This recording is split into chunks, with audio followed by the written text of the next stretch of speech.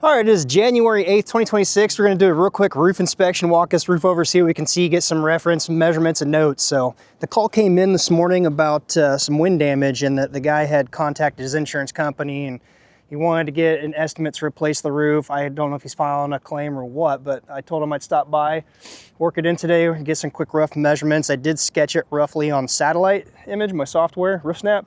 Just set the ladder up, checked, verify it's one layer. I like to kind of check a couple areas. Measure the gutter, the color, things like that, get some sketch measurements so I'm not too far off. If you're a small portion off and you're doing a big job, that can add up. Most residential houses, it's not that crazy, but I did all that, but I'm kind of blown away at this roof. So we're just gonna walk it over real quick and kind of look at this. He did say that this was about a 7-year-old roof. As far as the brand, I could tell over here where the wind damage is, and we're gonna look at a couple things. So first off, when I came up, I just did a real rough sketch. I'm getting notes on my gable, my pitch, layer count, how many pipe boots. So if we do get the job, I can just figure it from that. Take reference photos and everything. Measure the ridge here. Measure those gables. This is what we're here for, the wind damage and stuff. So immediately I see, this is a west-facing field. It's not super tucked. It's not quite wide open country, but a lot of wind. And asphalt shingles should hold up to this if it's installed. Seeing here some old damage, right here some new damage, right there's some previous repaired damage. So first off, let's look at this and see what we can see, because this looks to be the original roof. There's repair. I see MC, which is going to be a Michigan City. I believe this is a GAF Michigan City plant shingle right here. Not a fan of this brand. Whoever installed it, their nails are actually far in. Right here, where two shingles come together, should be over in this region here. It's here.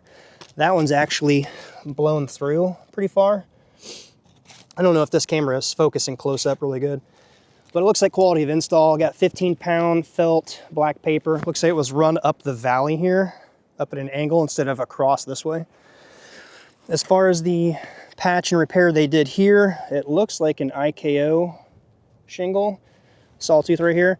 I believe CRC used to make that. It was like maybe a white label at Menards, but it was an IKO. So I don't know if it's IKO Cambridge or Dynasty. You could tell on the backside, but nothing's damaged up to where I can see that. Either way, they patched it. They smeared tar around in areas. You've got the laminates here blown off. So this tells me right here, if you're looking at this, if you're getting whole shingles, that's probably quality of install. If you're getting the actual pieces of tabs blowing off, like this right here, they're not sticking down. That just isn't good. And that is an angle cut, so that's not the repaired IKO. Let's come down here and look at this a little bit more. Ooh, right down here, it is completely broke, severed, and they smeared tar into it. You got some more creasing and stuff right here. This is actually tucked up under the wrong way, so water's gonna be running under that now. Not good.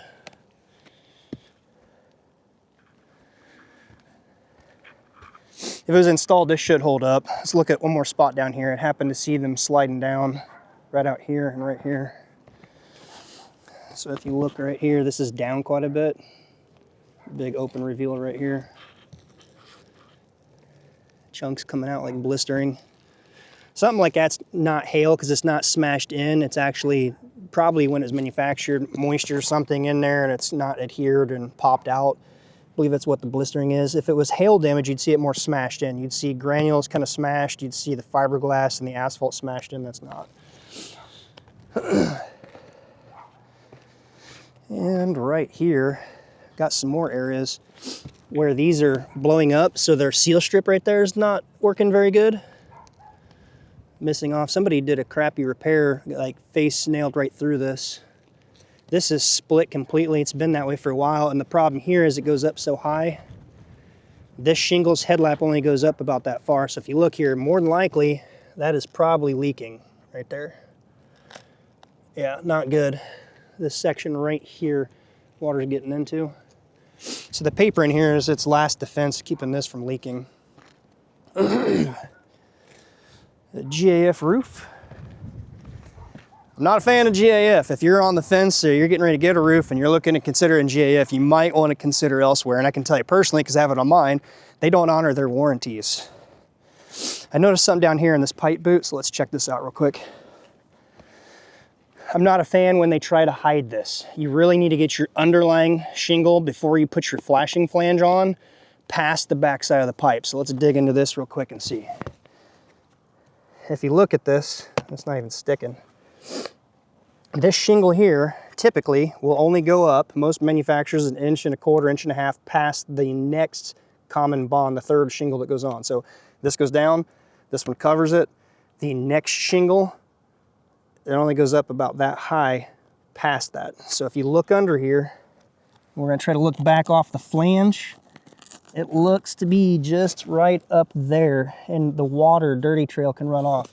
So any water hitting this, you've got just a little bitty flange right there where it's coming off. You can kind of see the remnants in this one here too. And they got a nail up in there. It's not good to nail those spots right there. Let's see if we can see any better on the other two. Or 3 down here. This is about an 8/12 pitch, so a little steep charge on this one. I got the Cougar paws on today because it was a little granularly slick filling. This one's shot right here and here. I'm not going to be able to get into this to look at it, but I can tell you, being that it's that high up, that's not good either. You see a nail right here. It's broken through, debris, water getting into it. Let's see if we can see one of these furnace vent pipes.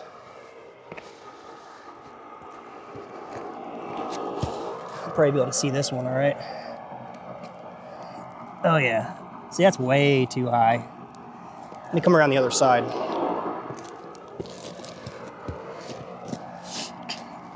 Look at that. So that shingle is right there. So that is the spot where water can come off and get under your shingle right there. Rust these out over time.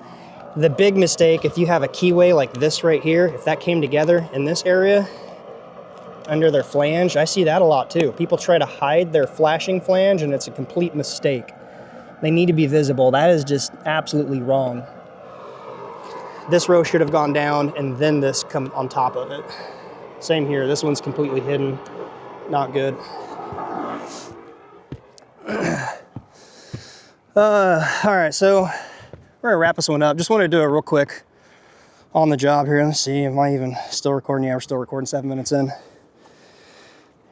These kind of videos don't seem to do that well, I don't know. So if you guys wanna see these, let me know. This is the new DJI Nemo or Osmo Nano that I've got. Clips onto the hat, a little wireless dongle, view dock station, whatever. Got a couple of those different clips, audio now, DJI audio. So hopefully things are gonna be a lot better. The other video, audio went out in the second half. It kind of sucked. But anyway, starting to feel a little bit better. We're trying to do more content for you. Let me know if you have any questions. Until next time, we'll see you then.